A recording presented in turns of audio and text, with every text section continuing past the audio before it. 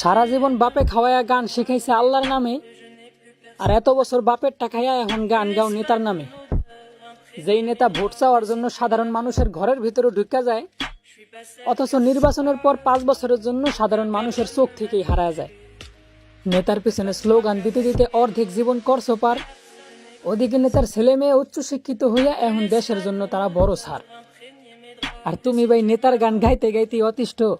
বেশি কিছু বলবো না, কারণ বুদ্ধিমানের জন্য ইশারাই যথেষ্ট। শুধু একটা কথা বলি, রাগ করো না ভাই।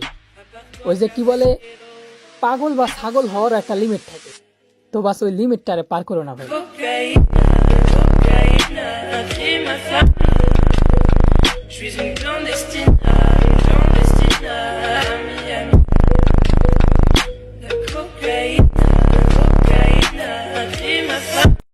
কে কি ভাবলো ওটা না দেখা নিজের জীবনটারে নিজের মতন করে সাজাও। কারণ মানুষ বাইসা থাকতে সঙ্গ তো দিব ঠিকই, কিন্তু জানাজার পরে আর কেউ সঙ্গী হইব না।